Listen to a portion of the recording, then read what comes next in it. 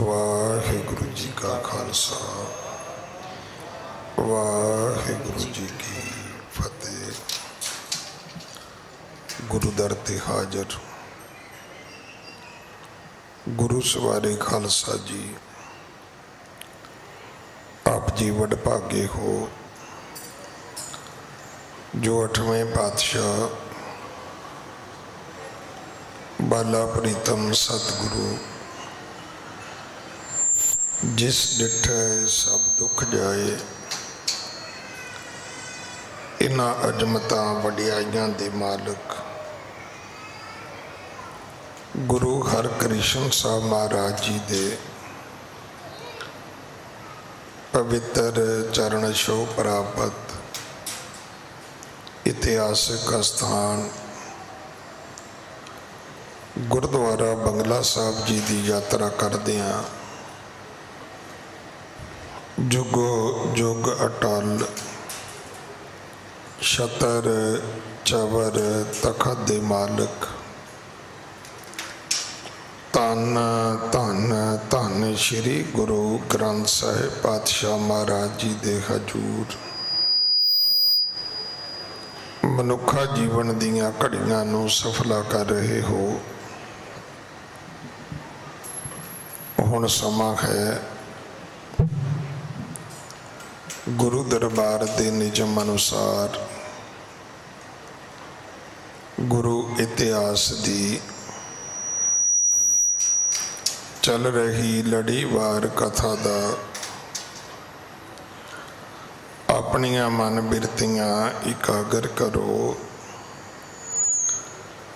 रसना पवित्र कर दे एक बार, सारे उच्चारण करो जी सतनाम वाहे गुरु जी। ये इतिहास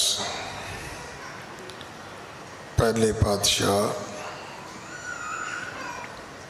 जाहर पीर जगत गुरु कल तारण आए श्री गुरु नानक देव महाराज जी का है। प्रसंग है सतगुरु गुरु नानक साहब महाराज एक नगर विच गए ने। ये नगर ये जिहड़ा पिंड है ये तुर्कां दा मुसलमानां दा पिंड है। इस पिंड दे विच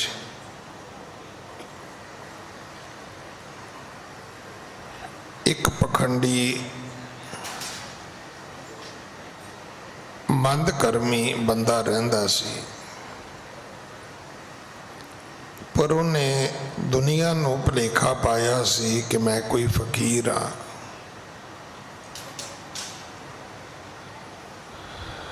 और फिर उसने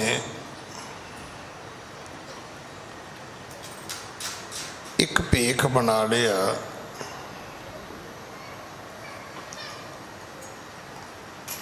वो की करदा सी,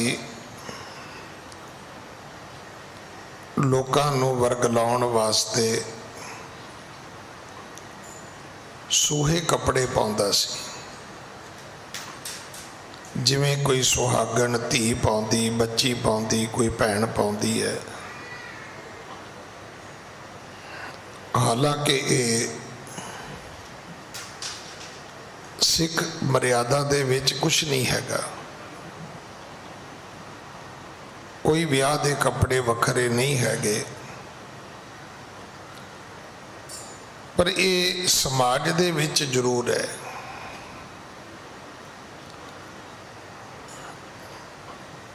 और उदा गुरबाणी विच जिक्र भी है सूहे वेस दा।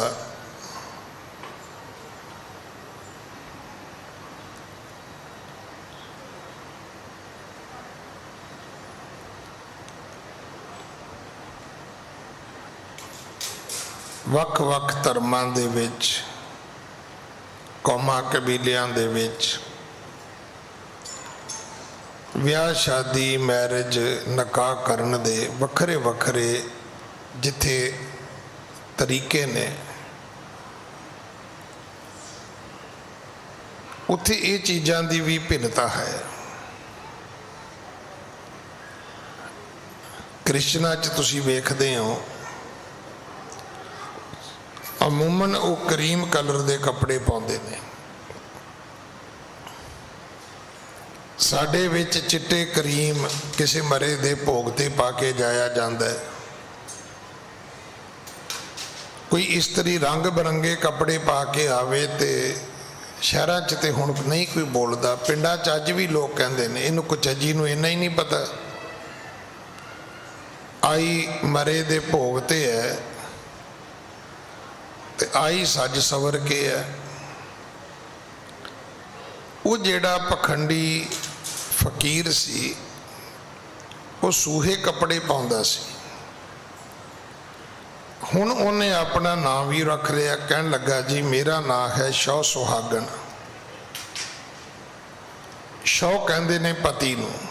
ਧੰਨ ਸ਼੍ਰੀ ਗੁਰੂ ਗ੍ਰੰਥ ਸਾਹਿਬ ਜੀ ਦੀ ਬਾਣੀ ਪੜ੍ਹੋ, ਸੈਂਕੜੇ ਵਾਰੀ ਸ਼ਬਦ ਆਏਗਾ ਸ਼ੌ ਪਰਮਾਤਮਾ ਵਾਸਤੇ। ਸੁਹਾਗਣ ਵਿਆਹੀ ਹੋਈ ਬੱਚੀ ਨੂੰ ਕਹਿੰਦੇ ਨੇ। ਸ਼ੌ ਸੁਹਾਗਣ ਦਾ ਅਰਥ ਹੋ ਗਿਆ ਰੱਬ ਦੀ ਵਹੁਟੀ, ਰੱਬ ਦੀ ਪਤਨੀ। ਉਹ ਕੀ ਕਰਦਾ ਸੀ ਕਿ ਜਿੱਦਣ ਮੱਸਿਆ ਹੁੰਦੀ ਸੀ ਮੇਲਾ ਲੱਗ ਜਾਂਦਾ ਸੀ ਤੇ ਦੂਜ ਵਾਲੇ ਦਿਨ ਜਦੋਂ ਚੰਦਰਮਾ ਚੜ੍ਹਦਾ ਤੇ ਉਹ ਲੋਕਾਂ ਨੂੰ ਕਹਿੰਦਾ ਸੀ ਵੀ ਉਸ ਰਾਤ ਮੈਨੂੰ ਰੱਬ ਆ ਕੇ ਮਿਲਦਾ ਹੈ। ਤੇ ਉਵੇਂ ਮਿਲਦਾ ਹੈ ਜਿਵੇਂ ਇੱਕ ਪਤਨੀ ਨੂੰ ਪਤੀ ਮਿਲਦਾ ਹੈ। ਬੜੇ ਚਿਰ ਤੋਂ ਉਹਦਾ ਪਖੰਡ ਚੱਲਦਾ ਸੀ। ਗੁਰੂ ਨਾਨਕ ਸਾਹਿਬ ਉੱਥੇ ਗਏ, ਬੜੇ ਢੋਲ ਢਮੱਕੇ ਵੱਜਦੇ, ਭੇਰੀਆਂ ਤੂਤੀਆਂ ਵੱਜਦੀਆਂ। ਗੁਰੂ ਜੀ ਨੇ ਉਹਦਾ ਦੰਭ ਨਿਵਾਰਨ ਵਾਸਤੇ ਕਿਹਾ ਵੀ ਭਾਈ ਉਹਨੂੰ ਕਹੋ ਸ਼ੌ ਸੁਹਾਗਣ ਨੂੰ ਕਿ ਤੇਰੇ ਡੇਰੇ ਦੇ ਬਾਹਰ ਕੋਈ ਦਰਵੇਸ਼ ਆਇਆ ਤੇ ਉਹ ਤੈਨੂੰ ਮਿਲਣਾ ਚਾਹੁੰਦਾ ਹੈ। ਹੁਣ ਉਹ ਕੁਕਰਮੀ ਬੰਦਾ ਸੀ, ਉਹਨੇ ਕਿਹਾ ਜੀ ਮੈਂ ਨਹੀਂ ਦਰਸ਼ਨ ਦੇਣੇ, ਅੱਜ ਤੇ ਮੈਨੂੰ ਸ਼ੌ ਨੂੰ ਮਿਲਾਪ ਹੋਣਾ ਹੈ ਮੇਰਾ, ਮੈਂ ਸੁਹਾਗਣ। ਗੁਰੂ ਜੀ ਕਹਿਣ ਲੱਗੇ ਮਰਦਾਨਿਆ ਆਪਾਂ ਇੱਥੋਂ ਚੱਲੀਏ, ਇਹ ਪਖੰਡ ਬਹੁਤਾ ਚਿਰ ਨਹੀਂ ਰਹਿਣਾ। ਗੁਰੂ ਜੀ ਇਹ ਬਚਨ ਕਰਕੇ ਚਲੇ ਗਏ। ਹੁਣ ਉਸ ਮੇਲੇ ਦੇ ਢੋਲ ਢਮੱਕੇ ਵਿੱਚ ਕਿੱਥੋਂ ਗੱਲ ਸ਼ੁਰੂ ਹੋਈ ਕੋਈ ਪਤਾ ਨਹੀਂ। ਤੁਸੀਂ ਵੇਖਿਆ ਹੀ ਹੈ ਮੇਲਿਆਂ 'ਚ ਭਗਦੜ ਹੁੰਦੀ ਹੈ, ਸਟੇਸ਼ਨਾਂ ਤੇ ਗੱਡੀ ਦਾ ਪਲੇਟਫਾਰਮ ਬਦਲ ਜਾਏ ਤੇ ਭਗਦੜ ਹੋ ਜਾਂਦੀ। 700-800 ਬੰਦਾ ਜਦੋਂ ਭੱਜਦਾ ਹੈ ਤੇ ਕਈ ਦਰਜਨਾਂ ਬੰਦੇ ਥੱਲੇ ਆ ਕੇ ਮਰ ਜਾਂਦੇ ਨੇ। ਰੇਲਵੇ ਸਟੇਸ਼ਨ ਤੇ ਕਿੰਨੀ ਕੁ ਵੱਡੀ ਪੌੜੀ ਹੁੰਦੀ ਜਿਹੜੇ 700-800 ਬੰਦੇ ਨੂੰ ਚੁੱਕ ਲੈ ਗਈ।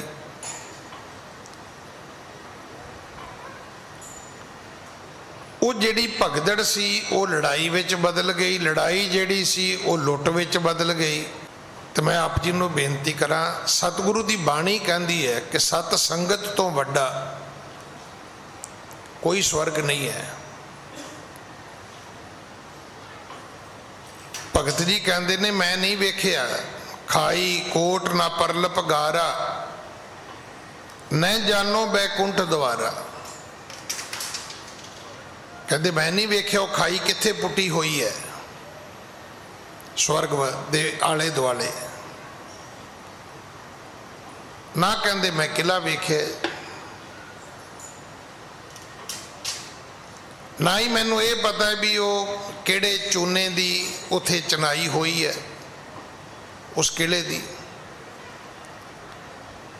ਨਾ ਹੀ ਮੈਨੂੰ ਇਹ ਪਤਾ ਵੀ ਕਿਲੇ ਦਾ ਬੂਹਾ ਕਿਹੜੇ ਪਾਸੇ ਹੈ।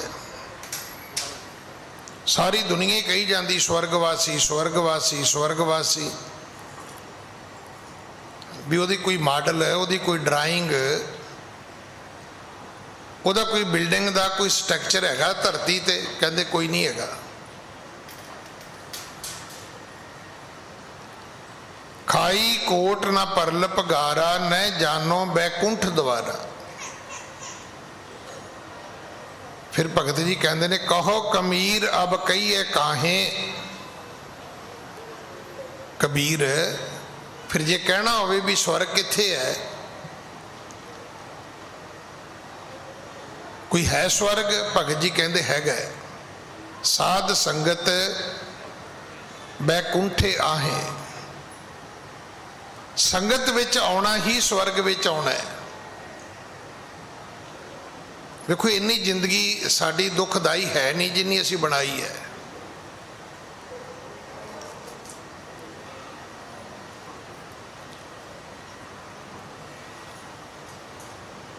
जिन्नी जिंदगी साडी दुखी हो गई है इन्नी है नहीं है। असी आप भी उहदे नाल बहुत कुछ होर जोड़ लिया।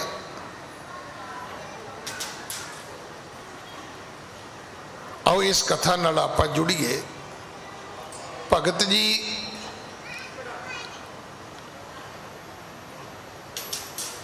जिन्हां ने सानू स्वर्ग दस्या संगत विच, आप जी जदों भी आवो इसका आनंद मानो। कथा सी कि वो जिहड़ी बनी सी शौ सुहागण, उत्थे लड़ाई शुरू हो गई। लड़ाई फिर लुट विच बदल गई। मैं बेनती कर रहा सी, भावें कुछ भी हो जाए,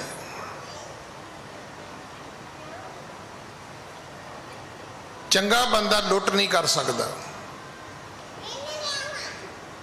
ते माड़ा बंदा कदे लुट छड्ड नहीं सकता। एक कथा आप जी को मैं बहुत बारी सुनाई है कि एक चोर जदों यात्रा शुरू होने लगी तो कहन लगा जी मैनू भी नाल ले जाओ। तो सारे पिंड दे ही बंदे सी, वो कहन लगे तू एक नंबर का चोर है तो तैनू नाल लैके असी अपनियां चीज़ां चोरी कराउणियां ने। वो कहंदा भी मैनू रब दी सौं लगे जे मैं चोरी करा ते। वो लै गए। हुण की होवे, जिथे यात्रा वाली बस खलोवे उथे समान गवाच जे, बस लेट हो जाए, यात्रियों में थोड़ी जी अफड़ा दफड़ी होवे तो फिर पवे रौला भी लभ गया लभ गया लभ गया, समान लभ गया। एक जगह दो जगह तीन जगह जो इदा होया तो उन्हें कहा भी पता तो करो ये कौन है, भी साड़ी यात्रा लेट हो रही है, ये कम करदा कौन है, ये समान अगे पिछे कौन करदा। वो चोर फड़िया गया। वो कहते भी तेनू असी पहला कहा सीगा कि असी तेनू नाल लैके नहीं जाना, तो तू रब दी सौं खाधी कि मैनू लै जाओ मैं चोरी नहीं करता। तो आ की है? वो कहन लगा मैनू एक दसो भी तुहाडा समान कोई गवाचा, कोई चोरी होया? कहंदा भी चोरी तो नहीं होया पर यात्रा तो लेट हो जाती है। हर थां ते अद्धा पौना घंटा समान इकट्ठा करन ते लग जाता है। तो हुण चोर उन्होंने बड़ी अधीनगी नाल कहंदा है, कहंदा हुण तुसीं की चाहुंदे हो कि तुहाडी यात्रा पिछे मैं अपनी प्रैक्टिस छड्ड दियां? तुहाडी यात्रा दे पिछे मैं अपनी प्रैक्टिस छड्ड दियां? कहंदा मैं रब दी सौं खाधी भी मैं चोरी नहीं करांगा पर मैं प्रैक्टिस रोज करदा अपनी। जिहड़े लुटण वाले सी वो भी उत्थे आ गए। उन्होंने लुट दे लालच विच जिथे शौ सुहागण अंदर किते तहखाना बना के वो पखंडी बैठदा सी उत्थों तक पहुँच गए। ते उत्थे जाके की वेखिया, फुल्लां दी सेज, घिओ दे दीवे, तो बड़ी सोहनी एक इस्त्री लैके वो अपनी मौज मस्ती कर रहे है। बाहर लोग उड़ीकन डे ने कि शौ सुहागण प्रगट होएगी तो असी दर्शन होवा करांगे। वो कर रहा सी कुकर्म, लोगों ने कुटिया मारिया, लुट लिया लोगों ने ओदा सारा समान असबाब। इथों अगली कथा आप जी सरवण करो। हाँ जी। तकत तसे झंडे को निशान ले गयो, को चढ़ावा लूटत पयो। झंडे को निशान ले गयो, को चढ़ावा लूटत पयो। एक तो जेड़ा उन्हें अपने आश्रम दे डेरे दे बाहर कोई झंडा लाया होएगा धर्म का, कोई निशान आ, कोई तो ही पुट के लै गया, कोई ओदा चढ़ावा लुट के लै गया जिहड़ा लोग ओदे बूहे अगे मत्था टेकदे पैसे सुटदे सी। हाँ जी। तेह को किन्हु लीन परे अंका, नर भाजे मन मान आतंका। कोई ओदा पलंग चुक के लै गया, जिहड़े पलंग ते वो मौज मस्ती करदा सी। जिहड़े बाहर ओदे मनण वाले लोग सी वो डर के भज गए भी इत्थे वो ना होवे किते कुट पैनी शुरू हो जाए। कि जदों शौ सुहागणी कुटी गई, वो फकीर नूं छितर पै ते जिहड़े ओदे चेले बल के सी वो भी दौड़ गए, वो सारे ही उथों भज गए। हाँ जी।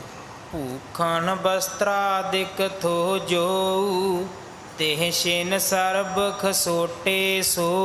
हुण ओदे कोल ना बचिया धन, ना बचे गहने, एक एक चीज ओदी लोकां ने लुट लई। हाँ जी।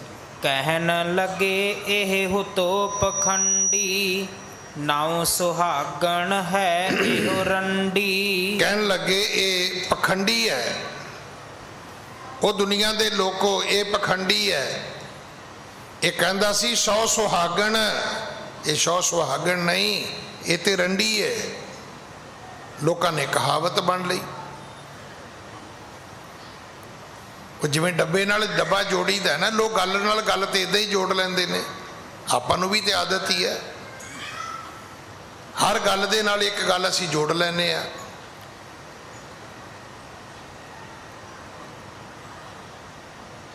इथों तक भी असी हिमाकत की है भी एक पंक्ति गुरबाणी दी लई, एक अपने कोलों लै लई।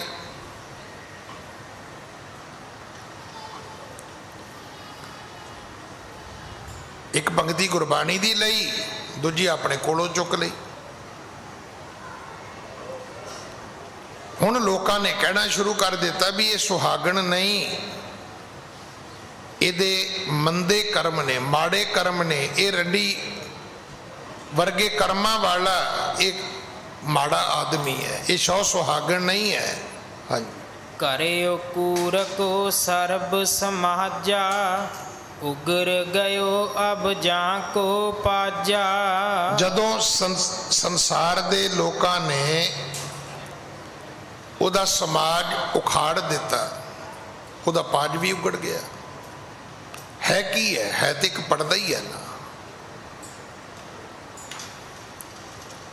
असी पड़दा एक कपड़े नूं कहने आ, उन्होंने ब्लाइंड कह दिओ, कल्टन कह दिओ, पड़दा कह दिओ, भाव इन्ना ही हुंदा है कि कोई चीज नज़र ना आवे तो उहदे विचकार कोई दीवार खड़ी कर दिओ। लोकां दे विचकार ते वो जेड़ा पखंडी सी फकीर 100 सुहागण बनिया सी, उन्हां दे विच एक पड़दा सी। वो किसी नूं अंदर नहीं सी वड़न दिंदा, अंदरों माड़े काम करदा सी। हुण जदों दुनिया अंदर वड़ी तो उहदा पाज उगड़ गया, पाज उगड़ गया तो समाज सारा ही बिखर गया उहदा। हाँ जी। करे निरादर सब नार तेह को, बंधन करत प्रीत कर जेह को। हुण जेड़े लोग ओदे दर्शन करदे सी, जेड़े लोग बड़े प्यार शरधा नाल उन्हों मत्थे टेकदे सी। हाँ जी। मंद मती तब मन मह जाने, वह रहुते सो संत महाने। हुण उन्हों गल समझ आई भी ये एडी छेती पट्ठा किवें बह गया मेरा।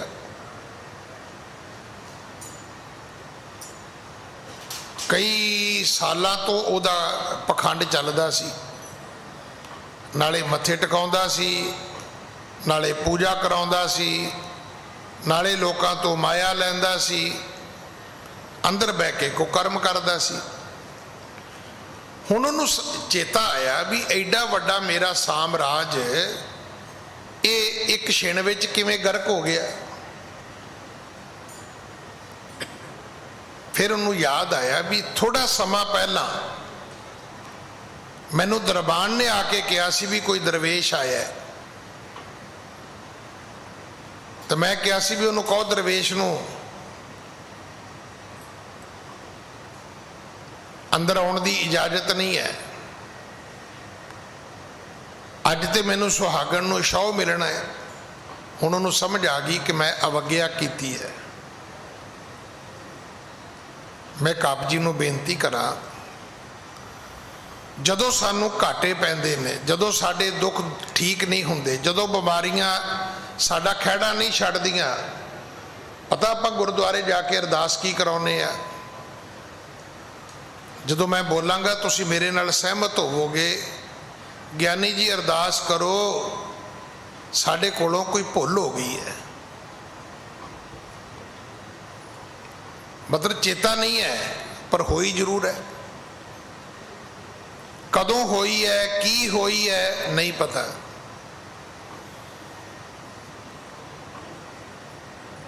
ਪਰ ਮੈਂ ਸਮਝਦਾ ਵੀ ਜਿਹਨੂੰ ਇਹ ਸਮਝ ਆ ਜਾਏ ਨਾ ਵੀ ਮੇਰੇ ਤੋਂ ਭੁੱਲ ਹੋਈ ਹੈ, ਇਹ ਸਮਝ ਲਓ ਵੀ ਉਹਦੇ 25% ਭਾਗ ਜਾਗ ਪਏ ਨੇ। ਤੁਸੀਂ ਵੇਖਿਆ ਹੋਣਾ ਜਦੋਂ ਆਪਾਂ ਸੜਕ ਤੇ ਕਾਰ ਭਜਾਈ ਜਾਂਦੇ ਆ ਤੇ ਭਜਾਈ ਜਾਂਦੇ ਆ ਆਪਾਂ, ਭਾਵੇਂ ਗਲਤ ਸੜਕ ਤੇ ਚੜ ਜਾਈਏ। ਕਦੋਂ ਤੱਕ? ਜਦੋਂ ਤੱਕ ਸਾਨੂੰ ਇਹ ਨਹੀਂ ਲੱਗਦਾ ਕਿ ਅਸੀਂ ਭੁੱਲ ਗਏ ਆ। ਤੇ ਜਦੋਂ ਸਾਨੂੰ ਲੱਗੇ ਵੀ ਅਸੀਂ ਭੁੱਲ ਗਏ ਆ, ਫਿਰ ਕੀ ਹੁੰਦਾ ਹੈ? ਫਿਰ ਸਮਝ ਲਓ ਵੀ ਹੁਣ ਅਸੀਂ ਠੀਕ ਹੋ ਗਏ। ਫਿਰ ਗੱਡੀ ਰੋਕਾਂਗੇ, ਫਿਰ ਕਿਸੇ ਨੂੰ ਪੁੱਛਾਂਗੇ ਵੀ ਭਰਾ ਜੀ ਐਡਰੈਸ ਦੱਸਿਓ, ਫਿਰ ਉਹ ਕਹੇਗਾ ਵੀ ਤੁਸੀਂ ਤੇ 20 ਕਿਲੋਮੀਟਰ ਅੱਗੇ ਆ ਗਏ ਹੋ। ਜਿੰਨਾ ਚਿਰ ਤੁਹਾਨੂੰ ਇਹ ਨਹੀਂ ਲੱਗਦਾ ਕਿ ਅਸੀਂ ਭੁੱਲੇ ਆ, ਉਹਨਾਂ ਚਿਰ ਤੇ ਤੁਸੀਂ ਗਲਤ ਰਸਤੇ ਤੇ ਹੀ ਜਾਓਗੇ। ਉਹ 20 ਕਿਲੋਮੀਟਰ ਵੀ ਹੋ ਸਕਦਾ ਹੈ, ਉਹ 200 ਕਿਲੋਮੀਟਰ ਵੀ ਹੋ ਸਕਦਾ।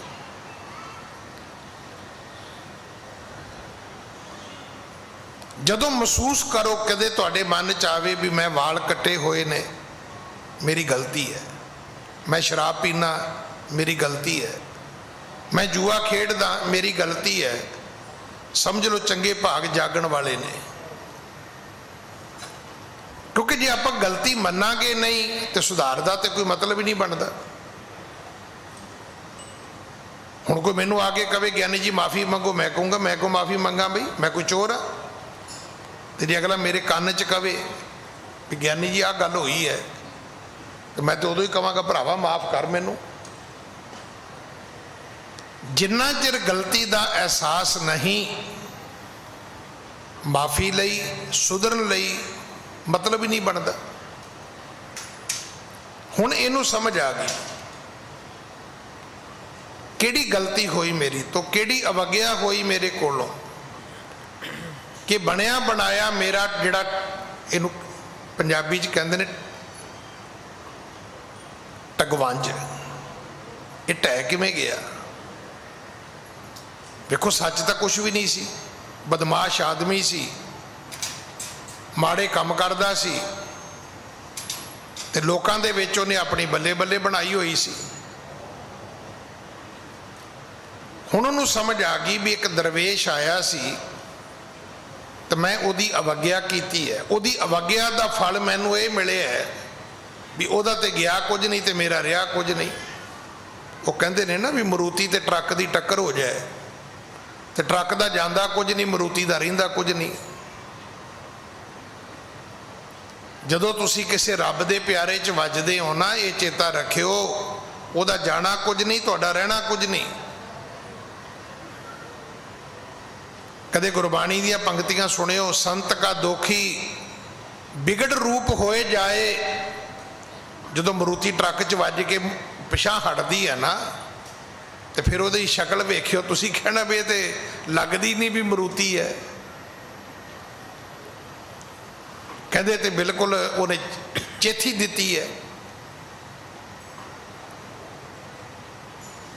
ਜਦੋਂ ਤੁਸੀਂ ਕਿਸੇ ਰੱਬ ਦੇ ਪਿਆਰੇ ਵਿੱਚ ਵੱਜੋਗੇ, ਜਾ ਕੇ ਧਰਮ ਵਿੱਚ ਵੱਜੋਗੇ, ਕਿਸੇ ਧਰਮ ਸਥਾਨ ਵਿੱਚ ਜਾ ਕੇ ਵੱਜੋਗੇ, ਬਚੇਗਾ ਕੁਝ ਨਹੀਂ। ਸੰਤ ਕੀ ਨਿੰਦਾ ਨਾਨਕਾ ਬਹੁਰ ਬਹੁਰ ਅਵਤਾਰ। 84 ਲੱਖ ਜੂਨਾਂ ਦੇ ਗੇੜੇ ਪੈ ਜਾਣਗੇ ਜਦੋਂ ਕਿਸੇ ਰੱਬ ਦੇ ਪਿਆਰੇ ਦੀ ਨਿੰਦਿਆ ਕਰੋਗੇ। ਕਈਆਂ ਨੇ ਤੇ ਖੰਡ ਪਾਠੀ ਰੱਖਿਆ ਹੋਇਆ, ਉਹ ਵੀ ਮਾੜਾ ਹੈ, ਉਹ ਵੀ ਮਾੜਾ ਹੈ, ਉਹ ਵੀ ਮਾੜਾ ਹੈ। ਇਹਦਾ ਅਰਥ ਨਹੀਂ ਕਿ ਦੁਨੀਆ ਮਾੜੀ ਨਹੀਂ ਹੈ, ਦੁਨੀਆ ਬਹੁਤ ਮਾੜੀ ਹੈ, ਪਰ ਸਾਰੀ ਮਾੜੀ ਨਹੀਂ ਹੈ। ਬਸ ਇੰਨੀ ਗੱਲ ਹੈ।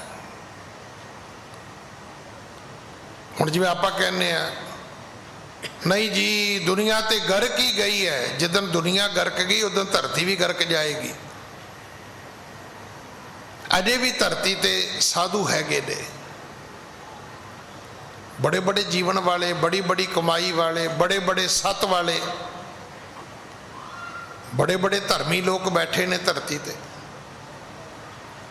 ਉਹਨਾਂ ਦੇ ਆਸਰੇ ਧਰਤੀ ਖਲੋਤੀ ਹੈ। ਹੁਣ ਉਹਨੂੰ ਸਮਝ ਆ ਗਈ ਵੀ ਮੇਰੇ ਤੋਂ ਤਾਂ ਭੁੱਲ ਹੋਈ ਹੈ ਤੇ ਭੁੱਲ ਨੇ ਮੇਰਾ ਬੇੜਾ ਗਰਕ ਕੀਤਾ। ਹਾਂਜੀ, ਕੀਨ ਨਿਰਾਦਰ ਮੈਂ ਤਿਨ ਕੇਰਾ, ਆਦਰ ਸਰਬ ਗਇਓ ਤਬ ਮੇਰਾ। ਹੁਣ ਵੇਖੋ ਇਹ ਸ਼ਬਦ ਧਿਆਨ ਨਾਲ ਸੁਣਨਾ। ਉਹ ਪਖੰਡੀ ਕਹਿੰਦਾ ਵੀ ਮੈਂ ਉਹਨਾਂ ਦਾ ਆਦਰ ਨਹੀਂ ਕੀਤਾ, ਮੇਰਾ ਆਦਰ ਚਲਾ ਗਿਆ। ਹੁਣ ਕਹੋਗੇ ਵੀ ਕਿੱਥੇ ਲਿਖਿਆ ਹੈ? ਇਹ ਗੁਰੂ ਗ੍ਰੰਥ ਸਾਹਿਬ 'ਚ ਲਿਖਿਆ ਹੋਇਆ ਹੈ। ਸਭ ਕੋ ਨਿਵੇਂ ਆਪ ਕੋ, ਪਰ ਕੋ ਨਿਵੇਂ ਨਾ ਕੋਈ। ਤੁਸੀਂ ਕੀ ਚਾਹੁੰਦੇ ਹੋ? ਤੁਹਾਨੂੰ ਕੋਈ ਦੋ ਹੱਥ ਜੋੜ ਕੇ ਫਤਿਹ ਬੁਲਾਵੇ?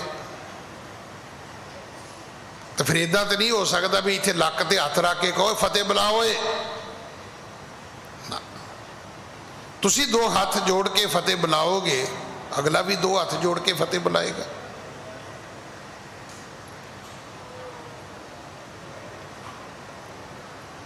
ਤੁਸੀਂ ਉਹਨੂੰ ਅੰਗੂਠਾ ਵਿਖਾਓਗੇ ਇਦਾਂ, ਉਹ ਵੀ ਇਦਾਂ ਹੀ ਕਰੇਗਾ। ਅੱਜ ਕੱਲ੍ਹ ਵੇਖਿਆ ਨਹੀਂ ਨਿਆਣੇ, ਪਹਿਲਾਂ ਲੋਕ ਹੈਂਡਸ਼ੇਕ ਕਰਦੇ ਸੀ, ਹੁਣ ਮੁੱਠੀ ਜੀ ਬੰਦ ਕਰਕੇ ਨਾ ਐ ਕਰਨਗੇ, ਘਸੋਨੇ ਜਿਹੇ ਜੋੜਦੇ ਨੇ ਆਪਸ ਵਿੱਚ। ਉਹ ਇੱਕ ਵੀ ਇਦਾਂ ਕਰਦਾ, ਦੂਜਾ ਵੀ ਇਦਾਂ ਹੀ ਕਰਦਾ। ਤੇ ਮੈਂ ਤੁਹਾਨੂੰ ਇੰਗਲੈਂਡ ਦੀ ਗੱਲ ਸੁਣਾਈ ਹੈ ਵੀ ਉਹ ਬਜ਼ੁਰਗ ਗੁਰਦੁਆਰੇ ਤੋਂ ਘਰ ਨੂੰ ਜਾ ਰਿਹਾ ਹੈ ਤੇ ਘਰ ਦਾ ਪੋਤਰਾ ਸਕੂਲ ਨੂੰ ਜਾ ਰਿਹਾ ਹੈ।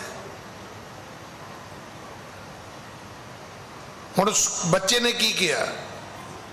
ਬੱਚੇ ਨੇ ਕਿਹਾ ਦਾਦਾ ਹਾਏ। ਹੁਣ ਦਾਦੇ ਨੂੰ ਅੰਗਰੇਜ਼ੀ ਤੇ ਆਉਂਦੀ ਨਹੀਂ ਸੀ, ਅੱਗੋਂ ਕਹਿੰਦਾ ਕਾ ਪੁੱਤਰ ਹਾਏ ਹਾਏ। ਕਰ ਲੋ ਘਿਓ ਨੂੰ ਭਾਂਡਾ। ਜੋ ਤੁਸੀਂ ਬੋਲੋਗੇ ਅੱਗੋਂ ਆਵਾਜ਼ ਉਹੀ ਆਏਗੀ। ਕੀ ਤੁਸੀਂ ਚਾਹੁੰਦੇ ਹੋ ਲੋਕ ਤੁਹਾਡੀ ਇੱਜ਼ਤ ਕਰਨ? ਆਪਣੀ ਜ਼ਿੰਦਗੀ 'ਚ ਇੱਕ ਫੈਸਲਾ ਕਰ ਲਓ, ਮੈਂ ਕਿਸੇ ਦੀ ਬੇਇੱਜ਼ਤੀ ਨਹੀਂ ਕਰਨੀ। ਮੈਂ ਤੁਹਾਨੂੰ ਗੁਰੂ ਦੀ ਹਜ਼ੂਰੀ 'ਚ ਕਹਿਣਾ, ਤੁਹਾਡੀ ਕੋਈ ਬੇਇੱਜ਼ਤੀ ਨਹੀਂ ਕਰੇਗਾ। ਕਰਨ ਦੀ ਕੋਸ਼ਿਸ਼ ਕਰੇਗਾ ਤੇ ਹੋ ਨਹੀਂ ਸਕੇਗੀ।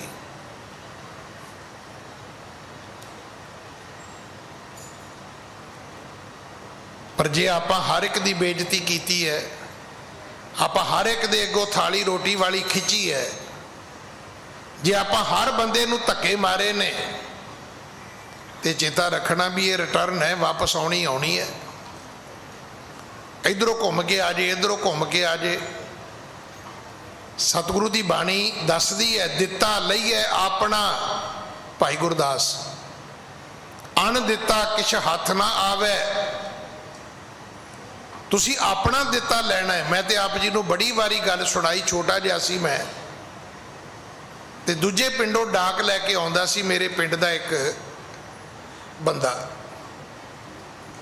ਜਦੋਂ ਨੇ ਸਾਈਕਲ ਤੇ ਡਾਕ ਲੈ ਕੇ ਆਉਣੀ, ਉਹ ਚਿੱਠੀਆਂ ਵਾਲਾ ਲਿਫਾਫਾ ਆਪਣਾ ਬੈਗ ਜਿਹਾ, ਤੇ ਬਿਲਕੁਲ ਸੜਕ ਦੇ ਉੱਤੇ ਖੇਤ ਸੀ ਸਾਡਾ, ਭੱਜ ਕੇ ਜਾਣਾ। ਉਹਦਾ ਨਾਂ ਸੀ ਕ੍ਰਿਸ਼ਨੀਆ, ਨਾਂ ਤੇ ਕ੍ਰਿਸ਼ਨ ਲਾਲ ਸੀ। ਪਰ ਜਿਵੇਂ ਪਿੰਡਾਂ 'ਚ ਬੋਲਦੇ ਨੇ ਕ੍ਰਿਸ਼ਨੀਆਂ, ਤੇ ਮੈਂ ਜਾ ਕੇ ਉਹਨੂੰ ਕਹਿਣਾ, ਮੈਂ ਕਹਿਣਾ ਭਾਊ ਜੀ ਸਾਡੀ ਚਿੱਠੀ ਆਈ। ਉਹ ਐਸਾ ਕੰਬਖਤ ਆਦਮੀ ਸੀ, ਉਹਨੇ ਕਦੇ ਨਹੀਂ ਕਹਿਣਾ ਆਈ, ਉਹਨੇ ਕਹਿਣਾ ਕਦੇ ਪਾਈ ਹੈ। ਬੜਾ ਗੁੱਸਾ ਲੱਗਣਾ। ਤੇ ਹੁਣ ਜਾ ਕੇ ਸਮਝ ਆਈ ਵੀ ਗੱਲ ਤੇ ਉਹਦੀ ਠੀਕ ਹੈ, ਵੀ ਚਿੱਠੀ ਪਾਓਗੇ ਤਾਂ ਉਹਦਾ ਜਵਾਬ ਆਏਗਾ ਨਾ। ਤੁਸੀਂ ਪਾਉਂਦੇ ਤੇ ਹੈ ਨਹੀਂ, ਤੇ ਉਡੀਕਦੇ ਰੋਜ਼ ਹੋ ਵੀ ਚਿੱਠੀ ਆ ਜਾਏ ਕਿਤੇ, ਕਿੱਥੋਂ ਆਵੇ। ਜਿਹੜੀ ਗੱਲ ਦਾ ਛੋਟੇ ਹੁੰਦਿਆਂ ਗੁੱਸਾ ਲੱਗਦਾ ਸੀ, ਅੱਜ ਸਮਝ ਆਈ ਵੀ ਨਹੀਂ ਉਹ ਠੀਕ ਕਹਿੰਦਾ ਸੀ, ਠੀਕ ਉਹਦੇ ਗੱਲ ਕਹਿਣ ਦਾ ਤਰੀਕਾ ਠੀਕ ਨਹੀਂ। ਮੈਂ ਬੱਚਾ ਸੀ, ਮੈਨੂੰ ਸਮਝਾਉਂਦਾ ਉਹ, ਸ਼ਾਇਦ ਮੈਂ ਸਮਝ ਜਾਂਦਾ, ਪਰ ਮੈਂ ਵੀ ਜਿਵੇਂ ਬੱਚਾ ਕਰਦਾ ਹੀ ਹੈ। ਭਾਊ ਜੀ ਸਾਡੀ ਚਿੱਠੀ ਆਈ, ਤੇ ਉਹਨੇ ਕਦੇ ਨਹੀਂ ਕਹਿਣਾ ਵੀ ਨਹੀਂ ਆਈ, ਉਹਨੇ ਅੱਗੋਂ ਕਹਿਣਾ ਕਦੇ ਪਾਈ ਹੈ। ਹੁਣ ਇਹਨੂੰ ਸਮਝ ਆ ਗਈ। ਦੇਖੋ ਸ਼ਬਦ ਸੁਣ ਲੈਣਾ, ਦੁਬਾਰਾ ਪੜਿਓ। ਕੀਨ ਨਿਰਾਦਰ ਮੈਂ ਤਿਨ ਕੇਰਾ, ਆਦਰ ਸਰਬ ਗਇਓ ਤਬ ਮੇਰਾ। ਕਹਿਣ ਲੱਗਾ ਮੈਂ ਉਸ ਆਏ ਦਰਵੇਸ਼ ਦਾ ਕੀ ਕੀਤਾ ਹੈ, ਨਰਾਦਰ, ਤੇ ਮੇਰਾ ਕੀ ਗਿਆ? ਕਹਿੰਦਾ ਮੇਰਾ ਗਿਆ ਆਦਰ।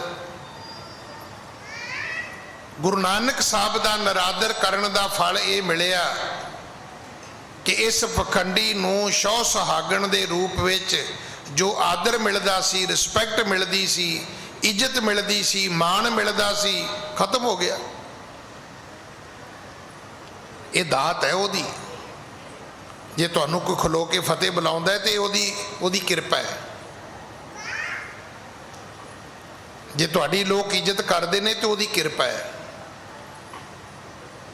ਤੁਸੀਂ ਕਹੋਗੇ ਕਿੱਥੇ ਲਿਖਿਆ ਹੈ? ਇਹ ਗੁਰੂ ਗ੍ਰੰਥ ਸਾਹਿਬ 'ਚ ਲਿਖਿਆ ਹੋਇਆ ਹੈ, ਜਿਨ ਨਾਨਕ ਸਤਿਗੁਰ ਪੂਜਿਆ ਤਿਨ ਹਰ ਪੂਜ ਕਰਾਵਾ।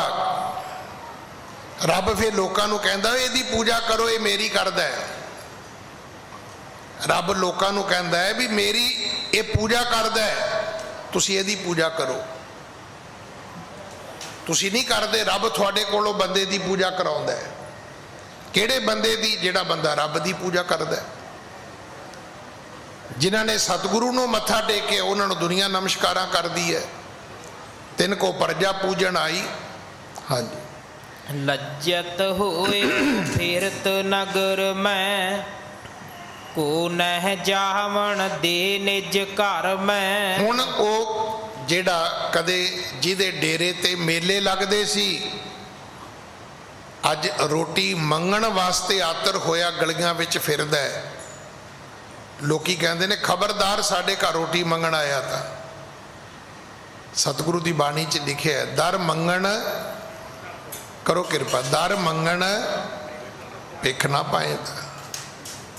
ਨਦਰ ਉਪੱਠੀ ਜੇ ਕਰੇ, ਸੁਲਤਾਨਾ ਘਾ ਕਰਾਏਂਦਾ। ਦਰ ਮੰਗਣ ਭਿਖ ਨਾ ਪਾਏਂਦਾ। ਤੁਸੀਂ ਆਟਾ ਮੰਗਣ ਜਾਓਗੇ, ਅੱਗੋਂ ਆਟਾ ਨਹੀਂ ਮਿਲੇਗਾ। ਪਾਣੀ ਮੰਗਣ ਜਾਓਗੇ, ਪਾਣੀ ਨਹੀਂ ਮਿਲੇਗਾ। ਦੁੱਧ ਮੰਗਣ ਜਾਓਗੇ, ਦੁੱਧ ਨਹੀਂ ਮਿਲੇਗਾ। ਇਹੋ ਜਿਹਾ ਸਮਾਂ ਬਣਾ ਦੇਗਾ ਰੱਬ। ਹਾਂਜੀ। ਏਕ ਨਿਸਾਹ ਬਸ ਕਰਤੇ ਹੈ ਥਾਈ, ਅਗਰ ਯਕੀਨੋ ਗਮਨ ਗੁਸਾਈ। ਇੱਕ ਰਾਤ ਸਤਿਗੁਰੂ ਇੱਥੇ ਰਹੇ ਨੇ। ਅਗਲੇ ਦਿਨ ਸਤਿਗੁਰੂ ਜੀ ਨੇ ਉੱਥੋਂ ਪ੍ਰਸਥਾਨ ਕੀਤਾ। ਇੱਥੋਂ ਅੱਗੇ ਸਤਿਗੁਰੂ ਜੀ ਚੱਲੇ ਨੇ। ਹਾਂਜੀ। ਮੂਲਾ ਮਰਦਾਨਾ ਮੈਂ ਸੰਗਾ, ਪੀਛੇ ਪ੍ਰਸਥਾਨੇ ਸੋ ਉਮੰਗਾ। ਸਤਿਗੁਰੂ ਜੀ ਦੇ ਨਾਲ ਸਿਆਲਕੋਟ ਵਾਲਾ ਮੂਲਾ ਵੀ ਹੈ, ਭਾਈ ਬਾਲਾ ਵੀ ਹੈ, ਭਾਈ ਮਰਦਾਨਾ ਵੀ ਹੈ। ਹਾਂਜੀ। ਉੱਚ ਜਹਾਂ ਸਯਦ ਬਹੁਬਾਸੀ, ਤਹ ਪਹੁੰਚੇ ਸਤਿਗੁਰ ਅਬਨਾਸ਼ੀ। ਹੁਣ ਸਤਿਗੁਰੂ ਪਹੁੰਚੇ ਨੇ ਬਹਾਵਲਪੁਰ। ਇਸ ਦਾ ਅਰਥ ਹੈ ਕਿ ਜਿਹੜੀ ਸੌ ਸੁਹਾਗਣ ਵਾਲੀ ਜਗ੍ਹਾ ਹੈ ਉਹ ਸਿਆਲਕੋਟ ਦੇ ਤੇ ਬਹਾਵਲਪੁਰ ਦੇ ਵਿਚਕਾਰ ਹੈ। ਇਹ ਸਾਰੀਆਂ ਜਗ੍ਹਾ ਅੱਜ ਕੱਲ੍ਹ ਪਾਕਿਸਤਾਨ ਵਿੱਚ ਨੇ। ਇੱਥੇ ਸਤਿਗੁਰੂ ਗਏ ਤੇ ਉੱਥੇ ਸਾਰੇ ਮੁਸਲਮਾਨ ਰਹਿੰਦੇ ਨੇ। ਪਰ ਇਹ ਕਿਹੜੇ ਮੁਸਲਮਾਨ ਨੇ? ਕਹਿੰਦੇ ਉੱਚ ਜਾਤੀ ਦੇ ਨੇ। ਜਿਵੇਂ ਸਾਡੇ ਵਿੱਚ ਕਲਾਸ ਕਾਸਟ ਹੈ ਨਾ, ਇਹ ਮੁਸਲਮਾਨਾਂ ਵਿੱਚ ਵੀ ਹੈ, ਉਹ ਵੀ ਇਸ ਨੂੰ ਮੰਨਦੇ ਨੇ। ਜਿਹੜੇ ਸੈਯਦ ਨੇ ਉਹ ਆਪਣੇ ਆਪ ਨੂੰ ਉੱਚੀ ਜਾਤੀ ਮੰਨਦੇ ਨੇ। ਸੈਯਦ ਜਾਤੀ ਦੇ ਮੁਸਲਮਾਨ ਇੱਥੇ ਰਹਿੰਦੇ ਸਨ, ਬਹਾਵਲਪੁਰ। ਹਾਂਜੀ। ਵਹਿਰ ਨਗਰ ਤੇ ਆਸ਼ਰਮ ਲਾਈ, ਬੈਠ ਗਏ ਪੁਨ ਨਿਸ ਹੋਏ ਆਈ। ਇਸ ਨਗਰੀ ਦੇ ਬਾਹਰ ਸਤਿਗੁਰੂ ਆਪਣਾ ਆਸਣ ਲਾ ਕੇ ਬੈਠ ਗਏ। ਇੱਥੇ ਬੈਠੇ ਆ, ਬੈਠ ਗਏ ਪੁਨ ਨਿਸ ਹਵੈ ਆਈ, ਉੱਥੇ ਰਾਤ ਪੈ ਗਈ। ਹਾਂਜੀ। ਵੱਡੀ ਭੋਰ ਤੇ ਕਰ ਇਸ਼ਨਾਨਾ, ਭਣੇ ਗਿਰਾ ਊਚੀ ਧੁਨ ਕਾਨਾ। ਇੱਥੇ ਹੀ ਸਤਿਗੁਰੂ ਜੀ ਸਵੇਰੇ ਉੱਠੇ, ਰਾਤ ਇੱਥੇ ਹੀ ਗੁਜ਼ਾਰੀ ਹੈ। ਉੱਠ ਕੇ ਜਿਹੜੀ ਨਿਤ ਚਿਰਿਆ ਇਸ਼ਨਾਨ ਕੀਤਾ, ਫਿਰ ਬਾਣੀ ਪੜ੍ਹਨੀ ਸ਼ੁਰੂ ਕਰ ਦਿੱਤੀ। ਰੱਬ ਦੀ ਇਬਾਦਤ ਕਰਦੇ ਨੇ ਗੁਰੂ ਨਾਨਕ ਸਾਹਿਬ। ਹਾਂਜੀ। ਤਬ ਇੱਕ ਸਿੰਧੀ ਤਹਿ ਥਲ ਆਇਓ, ਸੁਣਨ ਹੇਤ ਠਹਿਰਿਓ ਚਿਤ ਲਾਇਓ। ਗੁਰੂ ਨਾਨਕ ਸਾਹਿਬ ਉੱਚੀ ਉੱਚੀ ਬਾਣੀ ਪੜ੍ਹਦੇ ਸਨ, ਗਾਉਂਦੇ ਸਨ। ਇੱਕ ਸਿੰਧੀ ਉੱਥੋਂ ਲੰਘਿਆ। ਜਦੋਂ ਉਹਦੇ ਕੰਨਾਂ ਵਿੱਚ ਆਵਾਜ਼ ਪਈ ਬਾਣੀ ਦੀ, ਸ਼ਬਦ ਦਾ ਪ੍ਰਭਾਵ ਉਹਦੇ ਮਨ ਨੇ ਕਬੂਲਿਆ, ਉਹ ਉੱਥੇ ਹੀ ਖਲੋ ਗਿਆ। ਉਹਨੂੰ ਸਮਝ ਤੇ ਨਹੀਂ ਸੀ ਆਉਂਦੀ, ਰਸ ਬੜਾ ਆਉਂਦਾ ਸੀ। ਹੁਣ ਤੁਸੀਂ ਕਹੋਗੇ ਵੀ ਇਹ ਕਿੱਦਾਂ ਹੈ? ਆਹ ਉੱਦਾਂ ਹੀ ਹੈ ਜਿੱਦਾਂ ਰੋਜ਼ ਆਪਾਂ ਕੀਰਤਨ ਸੁਣਦੇ ਹਾਂ। ਇੱਥੇ ਬਹਿ ਕੇ ਜਿੰਨਾ ਆਪਾਂ ਕੀਰਤਨ ਸੁਣਦੇ ਹਾਂ, ਕੋਈ ਆਪਾਂ ਨੂੰ ਸਮਝ ਥੋੜਾ ਆਉਂਦੀ ਹੈ। ਰਸ ਆਉਂਦਾ ਹੈ, ਕਈ ਵਾਰੀ ਥੋੜਾ ਜਿਹਾ ਵੱਧ ਵੀ ਆਉਂਦਾ, ਕਿਉਂਕਿ ਜਿਹੜੀ ਫਿਲਮ ਅਸੀਂ ਵੇਖੀ ਹੁੰਦੀ ਹੈ ਉਹਦੀ ਟਿਊਨ ਗਾ ਰਹੇ ਹੁੰਦੇ ਨੇ ਭਾਈ ਸਾਹਿਬ। ਕਈ ਵਾਰ ਤੁਸੀਂ ਵੀ ਕਹਿੰਦੇ ਨਾ, ਇਹਦੀ ਸ਼ਬਦ ਦੀ ਤਰਜ ਬੜੀ ਵਧੀਆ ਹੈ। ਹੁਣ ਇਹ ਕੀ ਹੈ? ਤੇ ਗਰੀਬੀ ਹੈ ਵੀ ਸ਼ਬਦ ਦਾ ਪਤਾ ਹੀ ਕੋਈ ਨਹੀਂ ਕੀ ਹੈ। ਉਹ ਸਿੰਧੀ ਨੂੰ ਵੀ ਨਾ ਰਸ ਤੇ ਆ ਰਿਹਾ ਹੈ। ਗੁਰੂ ਨਾਨਕ ਸਾਹਿਬ ਦਾ ਗਲਾ ਮਿੱਠਾ ਹੋਏਗਾ। ਸਤਿਗੁਰੂ ਦੇ ਰਸਨਾ ਤੋਂ ਉਚਾਰੀ ਬਾਣੀ ਦਾ ਪ੍ਰਭਾਵ ਜਿਹੜਾ ਹੈ, ਉਹ ਨਿਰਸੰਦੇਹ ਕੰਨਾਂ ਨੂੰ ਮੰਤਰ ਮੁਗਧ ਕਰਦਾ ਹੋਏਗਾ। ਉਹ ਸਿੰਧੀ ਖਲੋ ਗਿਆ। ਸਤਿਗੁਰੂ ਬਾਣੀ ਗਾਉਂਦੇ ਰਹੇ, ਪੜ੍ਹਦੇ ਰਹੇ, ਉਹ ਸਿੰਧੀ ਖਲੋਤਾ ਸੁਣਦਾ ਰਿਹਾ। ਹਾਂਜੀ। ਬਚਨ ਸੁਨਤ ਸਮਝਤ ਭਲ ਰੀਤੀ, ਰਹਿਓ ਠਾਂਡ ਹੋਵੇ ਔਰ ਧਰ ਪ੍ਰੀਤੀ। ਉਹ ਕੋਸ਼ਿਸ਼ ਕਰਦਾ ਹੈ ਕਿ ਜੋ ਕੁਝ ਪੜਿਆ ਗਾਇਆ ਜਾ ਰਿਹਾ ਹੈ ਮੇਰੀ ਸਮਝ ਵਿੱਚ ਆਵੇ। ਕੋਈ ਗੱਲ ਉਹਦੀ ਸਮਝ ਵਿੱਚ ਆ ਵੀ ਜਾਂਦੀ ਹੈ, ਕੋਈ ਗੱਲ ਉਹਦੀ ਸਮਝ ਵਿੱਚ ਨਹੀਂ ਵੀ ਆਉਂਦੀ। ਹਾਂਜੀ। ਗੁਰਮੁਖ ਨਾਦੰ ਗੁਰਮੁਖ ਵੇਦੰ, ਜਬ ਇਹ ਉਚਰਿਓ ਪ੍ਰਭੂ ਅਭੇਦੰ। ਸਤਿਗੁਰੂ ਜੀ ਦੇ ਮੁਖ ਤੋਂ ਸ਼ਬਦ ਆਇਆ, ਗੁਰਮੁਖ ਨਾਦੰ ਗੁਰਮੁਖ ਵੇਦੰ। ਗੁਰਮੁਖ ਰਹਿਆ ਸਮਾਈ, ਗੁਰ ਈਸ਼ਰ ਗੁਰ ਗੋਰਖ ਬਰਮਾ, ਗੁਰ ਪਾਰਬਤੀ ਮਾਈ। ਸਿੰਧੀ ਨੇ ਸੁਣਿਆ। ਹਾਂਜੀ। ਅਰਥ ਨ ਸਮਝ ਸਕਿਓ ਕਛ ਤਾਹੀ, ਰਹਿਓ ਵਿਚਾਰ ਬਹੁਤ ਮਨ ਮਾਹੀ। ਅਰਥ ਨਹੀਂ ਸਮਝ ਆਏ, ਮਨ ਕਰਕੇ ਉਹਨੇ ਕੋਸ਼ਿਸ਼ ਕੀਤੀ, ਜੋੜ ਤੋੜ ਆਪਣੇ ਅੰਦਰ ਲਾਉਣ ਦੀ ਕੋਸ਼ਿਸ਼ ਕੀਤੀ ਉਹਨੇ, ਵੀ ਇਹਦੇ ਆਹ ਅਰਥ ਹੋਣਗੇ, ਇਹਦੇ ਆਹ ਅਰਥ ਹੋਣਗੇ, ਇਹਦੇ ਆਹ ਅਰਥ ਹੋਣਗੇ, ਇਹਦਾ ਸਾਰੇ ਦਾ ਅਰਥ ਇਹ ਹੋਏਗਾ, ਪਰ ਉਹਦੇ ਪੱਲੇ ਕੁਝ ਨਹੀਂ ਪਿਆ। ਹਾਂਜੀ। ਸੁਣ ਸਭ ਬਾਣੀ ਗਈ ਬਹੋਰੀ, ਤਾਂ ਕੋ ਪੀਰ ਹੋ ਤੋ ਜਿਸ ਠੌਰੀ। ਉਹ ਉਹਨਾਂ ਚਿਰ ਖਲੋਤਾ ਰਿਹਾ ਜਿੰਨਾ ਚਿਰ ਸਤਿਗੁਰੂ ਬਾਣੀ ਪੜ੍ਹਦੇ ਰਹੇ। ਜਿਵੇਂ ਹੀ ਗੁਰੂ ਜੀ ਨੇ ਬਾਣੀ ਪੜ੍ਹਨੀ ਬੰਦ ਕੀਤੀ, ਉਹ ਤੁਰ ਪਿਆ। ਅਸਲ ਵਿੱਚ ਉਹ ਸਿੰਧੀ ਹਿੰਦੂ ਸੀ, ਕਿਸੇ ਮੁਸਲਮਾਨ ਫਕੀਰ ਨੂੰ ਮੰਨਦਾ ਸੀ। ਉਹ ਤੋਂ ਚੱਲਿਆ ਸੀ ਸਵੇਰੇ ਉਹਦੀ ਜ਼ਿਆਰਤ ਕਰਨ ਵਾਸਤੇ। ਰਸਤੇ ਵਿੱਚ ਗੁਰੂ ਨਾਨਕ ਸਾਹਿਬ ਜੀ ਦੀ ਬਾਣੀ ਸੁਣੀ, ਦਰਸ਼ਨ ਕੀਤੇ ਤੇ ਰੁਕ ਗਿਆ। ਹੁਣ ਜਦੋਂ ਤੁਰਿਆ ਤੇ ਉਹ ਆਪਣੇ ਉਸ ਪੀਰ ਕੋਲੇ ਪਹੁੰਚਦਾ ਹੈ। ਹਾਂਜੀ, ਤਿਸ ਪਦ ਕੋ ਕਰ ਕੰਠ ਵਿਚਾਰਤ, ਸੰਸਹਿ ਬਿਖੈ ਹੋਤ ਅਤ ਆਰਤ। ਪਰ ਉਹਨੇ ਉਹ ਜਿਹੜਾ ਸ਼ਬਦ ਸੀ ਕੰਠ ਕਰ ਲਿਆ, ਚੇਤੇ ਕਰ ਲਿਆ। ਹੁਣ ਤੁਸੀਂ ਕਹੋਗੇ ਜੀ ਮੈਨੂੰ ਤੇ ਕੋਈ ਚੀਜ਼ ਚੇਤੇ ਹੁੰਦੀ ਨਹੀਂ। ਇਸ ਤੋਂ ਵੱਡਾ ਝੂਠ ਕੋਈ ਨਹੀਂ ਹੈ ਕਿ ਕੋਈ ਆਦਮੀ ਕਹੇ ਜੀ ਮੈਨੂੰ ਤੇ ਚੇਤੇ ਹੁੰਦਾ ਹੀ ਨਹੀਂ ਕੁਝ। ਕਈ ਬੰਦੇ ਨਾ ਤੁਹਾਨੂੰ ਕਹਿਣਗੇ ਜੀ ਮੈਨੂੰ ਤੇ ਸੁਣਦਾ ਹੀ ਨਹੀਂ। ਤੁਸੀਂ ਨਾ ਪਰਾਂ ਨੂੰ ਮੂੰਹ ਕਰਕੇ ਗਾਲ ਕੱਢਿਓ, ਵੇਖਿਓ ਭਲਾ ਸੁਣਦੀ ਕਿ ਨਹੀਂ ਸੁਣਦੀ। ਇਹ ਵੀ ਇੱਕ ਬਹੁਤਾ ਪਖੰਡ ਹੈ। ਠੀਕ ਹੈ, ਬਹੁਤੇ ਲੋਕ ਇਦਾਂ ਦੇ ਨਹੀਂ ਹੈਗੇ। ਹਾਂ, ਥੋੜੇ ਲੋਕ ਹੋਣਗੇ ਜਿਨ੍ਹਾਂ ਨੂੰ ਸੱਚਮੁੱਚ ਕੰਨਾਂ ਦੀ ਬਿਮਾਰੀ ਹੋਏਗੀ। ਥੋੜੇ ਹੋਣਗੇ ਆਦਮੀ ਜਿਨ੍ਹਾਂ ਨੂੰ ਭੁੱਲਣ ਦੀ ਜਾਂ ਨਾ ਚੇਤੇ ਕਰਨ ਦੀ ਬਿਮਾਰੀ ਹੋਵੇ। ਪਰ ਆਪ ਜੀ ਨੇ ਸੁਣਿਆ ਹੋਏਗਾ ਕਿ ਅਕਸਰ ਬੰਦੇ ਨੂੰ ਪੈਸੇ ਦੇਣੇ ਭੁੱਲਦੇ ਨੇ, ਲੈਣੇ ਨਹੀਂ ਭੁੱਲਦੇ। ਜਿਹੜੇ ਆਪ ਲੈਣੇ ਹੁੰਦੇ ਨਾ ਉਹ ਕਦੇ ਨਹੀਂ ਭੁੱਲਦੇ। ਜਿਵੇਂ ਦੂਜੇ ਨੇ ਕਿਹਾ ਭਾਜੀ ਉਹ ਪੈਸੇ ਉਹ ਲੈ, ਮੈਂ ਤੇ ਭੁੱਲ ਹੀ ਗਿਆ। ਵੇਖੋ, ਦੇਣ ਵਾਲੀ ਚੀਜ਼ ਭੁੱਲ ਗਈ, ਲੈਣ ਵਾਲੀ ਨਹੀਂ ਭੁੱਲੀ। ਪਰ ਜੇ ਆਪਾਂ ਚਾਹੀਏ ਤੇ ਆਪਾਂ ਗੁਰਬਾਣੀ ਵੀ ਕੰਠ ਕਰ ਸਕਦੇ ਹਾਂ। ਕੀ ਕਿਸ ਚੀਜ਼ ਦੀ ਲੋੜ ਹੈ? ਸਿਰਫ ਤੁਹਾਡਾ ਧਿਆਨ ਕੇਂਦਰਿਤ ਹੋਣਾ ਚਾਹੀਦਾ ਹੈ। ਸਿੰਧੀ ਨੇ ਉਹ ਅੱਖਰ ਕੰਠ ਕਰ ਲਏ ਜਿਹੜੇ ਨਹੀਂ ਸਮਝ ਆਏ, ਆਪਣੇ ਪੀਰ ਕੋਲੇ ਚਲਾ ਗਿਆ। ਹਾਂਜੀ, ਬੂਝਤ ਪੀਰ ਬਿਲਮ ਕਿਉ ਲਾਈ, ਕੌਣ ਮਿਲਿਓ ਕਹਿ ਬੈਸਾ ਜਾਈ। ਉਹ ਪੀਰ ਕਹਿੰਦਾ ਸਿੰਧੀ ਨੂੰ ਵੀ ਭਾਈ ਤੂੰ ਸਮੇਂ ਨਾਲ ਆਉਣਾ ਹੈ, ਅੱਜ ਦੇਰੀ ਨਾਲ ਕਿਉਂ ਆਇਆ? ਘਰੇ ਲੇਟ ਹੋਇਆ ਕਿ ਰਾਹ 'ਚ ਖਲੋ ਗਿਆ ਸੀ ਕਿਤੇ?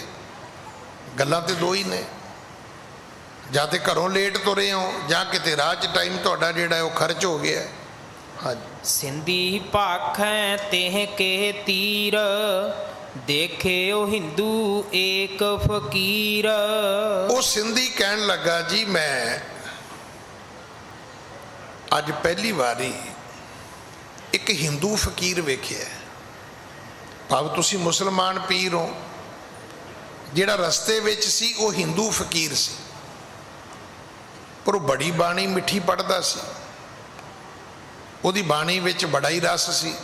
ਹਾਂਜੀ, ਤੇਹ ਕੀ ਸੁਣਤ ਰਹਿਓ ਮੈਂ ਬਾਣੀ, ਮੁਕਤ ਦੇਨ ਹਾਰੀ ਗੁਣ ਖਾਨੀ। ਉਹਦੀ ਬਾਣੀ ਮੈਨੂੰ ਇਦਾਂ ਲੱਗੇ ਵੀ ਉਹ ਬਾਣੀ ਮੈਨੂੰ ਮੁਕਤੀ ਦੇਵੇਗੀ।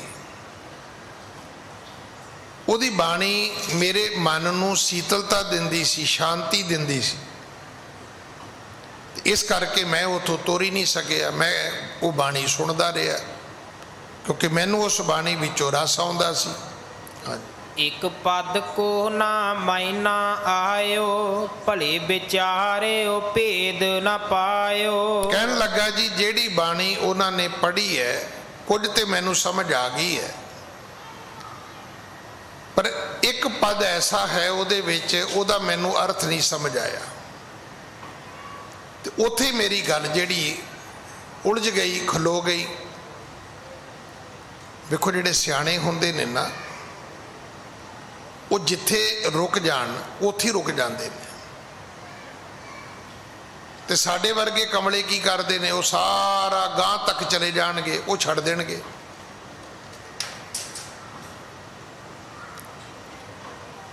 ਸਿਆਣਾ ਵਿਅਕਤੀ ਇਦਾਂ ਨਹੀਂ ਕਰਦਾ। ਜਿਹੜੇ ਲੋਕ ਜਿਨ੍ਹਾਂ ਨੂੰ ਸਾਹਿਤ ਦੀ ਕੀਮਤ ਪਤਾ ਹੈ, ਉਹ ਫਿਰ ਜੇ ਕੋਈ ਚੀਜ਼ ਉਹਨਾਂ ਨੂੰ ਨਾ ਸਮਝ ਆਵੇ ਤੇ ਉਥੋਂ ਕਿਤਾਬ ਦਾ ਉਹ ਪੇਜ ਮੋੜ ਲੈਂਦੇ ਨੇ, ਜਾਂ ਉਹਨੂੰ ਕੋਈ ਪੈਨ ਲੈ ਕੇ ਉਹਨੂੰ ਅੰਡਰਲਾਈਨ ਕਰ ਲੈਂਦੇ ਨੇ, ਜਾਂ ਉਹਦੇ ਲਾਗੇ ਉਹਨਾਂ ਨੋਟਬੁੱਕ ਰੱਖੀ ਹੁੰਦੀ ਉਹਦੇ ਤੇ ਲਿਖ ਲੈਂਦੇ ਨੇ। ਤੇ ਜਿੰਨਾ ਚਿਰ ਉਹ ਸਮਝ ਨਾ ਆਵੇ ਉਹਨੂੰ ਛੱਡਦੇ ਨਹੀਂ, ਅੱਗੇ ਨਹੀਂ ਜਾਂਦੇ।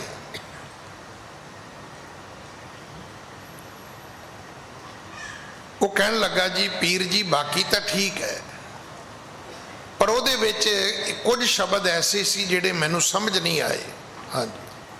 ਅਸ ਕਹਿ ਪੁਨ ਤੁਕ ਦੀਨ ਬਤਾਈ, ਸੁਣਤ ਪੀਰ ਨੈ ਗਿਰਾ ਅਲਾਈ। ਉਹਨੇ ਸੁਣਾਇਆ ਗੁਰਮੁਖ ਨਾਦੰ ਗੁਰਮੁਖ ਵੇਦੰ ਗੁਰਮੁਖ ਰਿਹਾ ਸਮਾਈ। ਉਹ ਜਿਹੜਾ ਪੀਰ ਸੀ ਨਾ ਉਹ ਕਮਾਈ ਵਾਲਾ ਸੀ, ਉਹ ਸ਼ੌ ਸੁਹਾਗਣ ਵਰਗਾ ਨਹੀਂ ਸੀ। ਹੁਣ ਇੱਥੋਂ ਗੱਲ ਸਮਝ ਆਈ, ਸਾਰੇ ਪਖੰਡੀ ਨਹੀਂ ਹੁੰਦੇ, ਪਰ ਸਾਰੇ ਚੰਗੇ ਵੀ ਨਹੀਂ ਹੁੰਦੇ। ਇਹਦਾ ਅਰਥ ਕੀ ਹੈ? ਇਹਦਾ ਅਰਥ ਇਹ ਹੈ ਅਕਲੀ ਸਾਹਿਬ ਸੇਵੀ ਹੈ, ਅਕਲੀ ਪਾਈਏ ਮਾਣ, ਅਕਲੀ ਪੜ ਕੇ ਬੁੱਝੀਏ, ਅਕਲੀ ਕੀਚੇ ਦਾਨ। ਤੁਸੀਂ ਜੋ ਕੁਝ ਵੀ ਕਰਦੇ ਹੋ ਕਰੋ, ਪਰ ਮੂਰਖਾਂ ਵਾਂਗੂ ਨਾ ਕਰੋ, ਬੇਸਮਝਾਂ ਵਾਂਗੂ ਬੇਅਕਲਾਂ ਵਾਂਗੂ ਨਾ ਕਰੋ। ਜੇ ਰੱਬ ਨੇ ਬੁੱਧੀ ਦਿੱਤੀ ਹੈ, ਅਕਲ ਦਿੱਤੀ ਹੈ, ਤੇ ਤੁਸੀਂ ਉਹਦੀ ਵਰਤੋਂ ਜ਼ਰੂਰ ਕਰੋ। ਸਤਿਗੁਰੂ ਦੀ ਬਾਣੀ 'ਚ ਇੱਕ ਪਾਠ ਆਉਂਦਾ ਹੈ ਮੱਛੀ ਦੇ ਬਾਰੇ।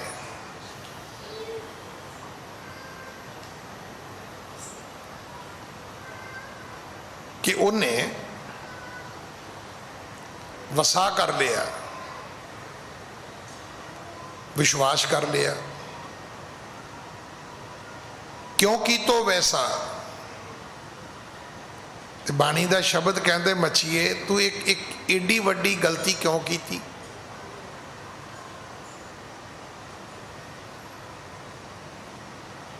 ਮਛਲੀ ਜਾਲ ਨਾ ਜਾਣਿਆ,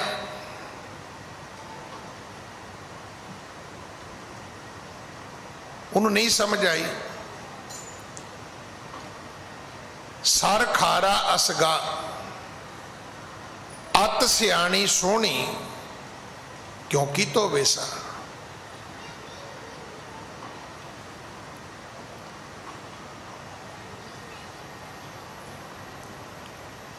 ਜਦੋਂ ਵੀ ਤੁਸੀਂ ਕਿਸੇ ਕੋਲ ਵੀ ਜਾਂਦੇ ਹੋ ਥੋੜਾ ਜਿਹਾ ਡਿਸਟੈਂਸ ਬਣਾ ਕੇ ਰੱਖੋ। ਮੈਂ ਤੇ ਕਈ ਵਾਰੀ ਬੇਨਤੀ ਕੀਤੀ ਵੀ ਉਹ ਨਾ ਕੰਮ ਕਰੋ ਜਿਹੜੀ ਪਿੰਡ ਦੀ ਇੱਕ ਮਾਈ ਝੋਲਾ ਚੁੱਕ ਕੇ ਜਦੋਂ ਸ਼ਹਿਰ ਆਉਂਦੀ ਹੈ ਤੋ ਹਰ ਮੁੰਡੇ ਨੂੰ ਆਪਣਾ ਭਤੀਜਾ ਬਣਾ ਲੈਂਦੀ ਹੈ, ਤੇ ਠੱਗ ਜਿਹੜੇ ਨੇ ਉਹ ਤੇ ਭੂਆ ਲੱਭ ਹੀ ਲੈਂਦੇ ਨੇ। ਭੂਆ ਕਿਹੜੇ ਪਿੰਡੋਂ ਆਈ ਹੈ, ਭੂਆ ਤੂੰ ਤੇ ਬਿਲਕੁਲ ਹੀ ਮੇਰੇ ਭਾਪੇ ਵਰਗੀ ਹੈ। ਤੇ ਪਤਾ ਉਦੋਂ ਲੱਗਦਾ ਵੀ ਜਦੋਂ ਭਤੀਜਾ ਝੋਲਾ ਚੁੱਕ ਕੇ ਭੱਜ ਜਾਂਦਾ ਹੈ। ਤੇ ਹੁਣ ਭੂਆ ਨੂੰ ਇਹ ਤੇ ਪਤਾ ਨਹੀਂ ਹੁੰਦਾ ਵੀ ਉਹ ਭਤੀਜੇ ਦਾ ਨਾਂ ਕੀ ਹੈ, ਤੇ ਲੋਕਾਂ ਨੂੰ ਇਹੀ ਪੁੱਛਦੀ ਫਿਰਦੀ ਫਿਰ ਉਹ ਵੀ ਇੱਥੇ ਮੇਰਾ ਭਤੀਜਾ ਨਹੀਂ ਵੇਖਿਆ। ਐਵੇਂ ਤੁਰੇ ਜਾਂਦੇ ਆਦਮੀ ਨਾਲ ਅਸੀਂ ਕਿੰਨੀਆਂ ਪੀੜੀਆਂ ਗੰਢਾਂ ਪਾ ਲੈਂਦੇ ਆ।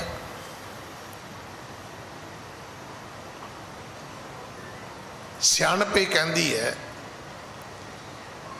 ਕਿ ਘਰ ਦਾ ਨੌਕਰ ਵੀ ਰੱਖਣਾ ਹੋਵੇ ਨਾ ਤੇ ਪਹਿਲਾਂ ਉਹਦਾ ਆਧਾਰ ਕਾਰਡ ਥਾਣੇ ਜਮ੍ਹਾਂ ਕਰਾਉਣਾ ਚਾਹੀਦਾ ਹੈ।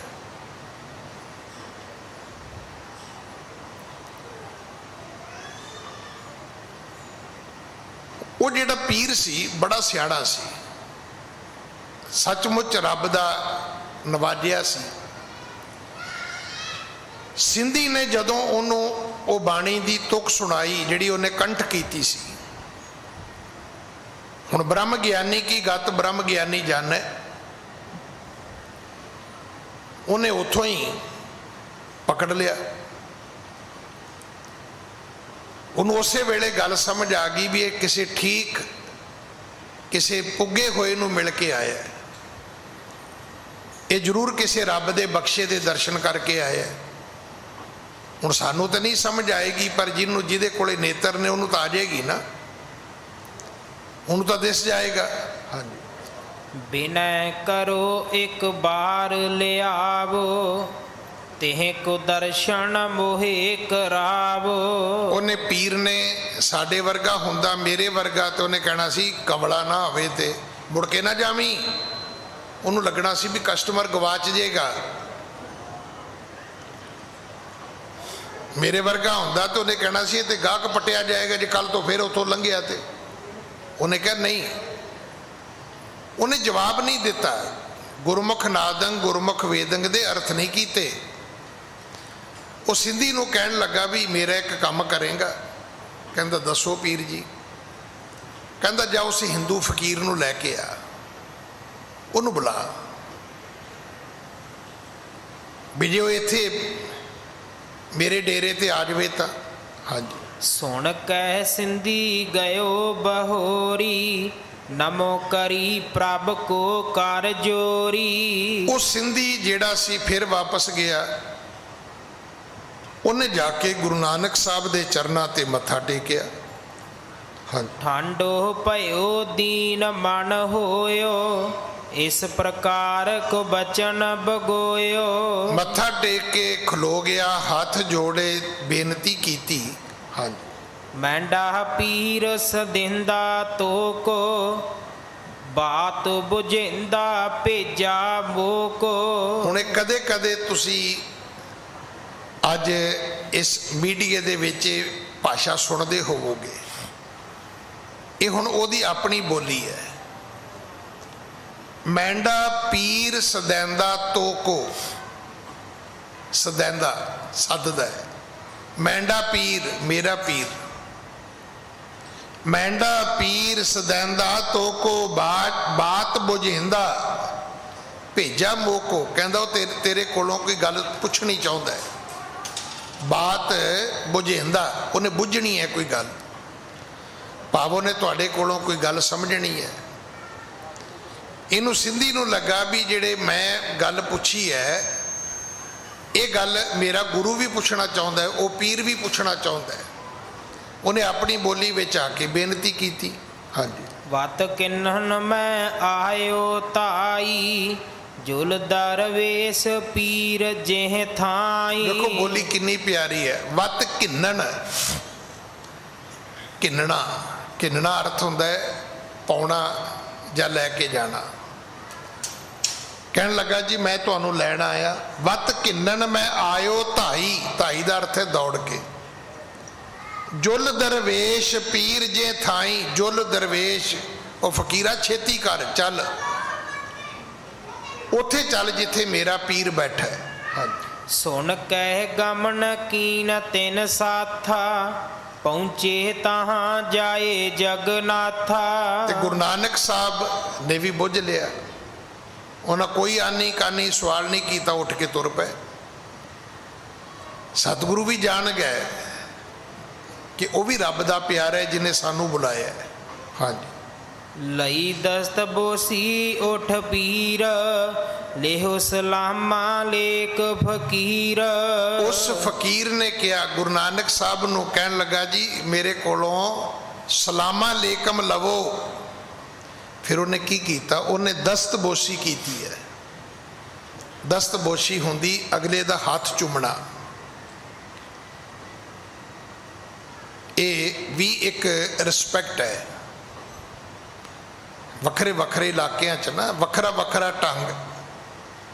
ਇਹ ਜਿਹੜੇ ਮੁਸਲਮਾਨ ਪੀਰ ਨੇ ਇਸ ਤਰੀਕੇ ਨਾਲ ਬਹੁਤ ਇਹਨੂੰ ਬੜੀ ਵੱਡੀ ਇੱਜ਼ਤ ਮੰਨਿਆ ਜਾਂਦਾ ਹੈ, ਕਿਸੇ ਦਾ ਹੱਥ ਚੁੰਮਣਾ। ਉਹਨੇ ਗੁਰੂ ਨਾਨਕ ਸਾਹਿਬ ਜੀ ਦਾ ਹੱਥ ਚੁੰਮਿਆ, ਦਸਤਬੋਸ਼ੀ ਕੀਤੀ। ਫਿਰ ਆਖਿਆ ਫਕੀਰ ਜੀ ਮੇਰਾ ਸਲਾਮਾ ਲੇਕਮ ਲਵੋ। ਇਹ ਸ਼ਬਦ ਹੈ, ਇੱਕ ਕਹਿੰਦਾ ਹੈ ਸਲਾਮਾ ਲੇਕਮ, ਦੂਜਾ ਕਹਿੰਦਾ ਹੈ ਵਾਲੇਕਮ ਸਲਾਮ। ਇੱਥੇ ਸਮਾਂ ਸਮਾਪਤ ਹੈ। ਸਤਿਗੁਰੂ ਕਿਰਪਾ ਕਰਨ। ਅਗਲੀ ਕਥਾ ਆਪਾਂ ਕੱਲ ਗੁਰੂ ਕੀ ਗੋਦ ਵਿੱਚ ਬੈਠ ਕੇ ਸੁਣੀਏ। ਭੁੱਲਾਂ ਬਖਸ਼ੋ ਜੀ, ਫਤਿਹ ਬੁਲਾਓ। ਵਾਹਿਗੁਰੂ ਜੀ ਕਾ ਖਾਲਸਾ, ਵਾਹਿਗੁਰੂ ਜੀ ਕੀ ਫਤਿਹ।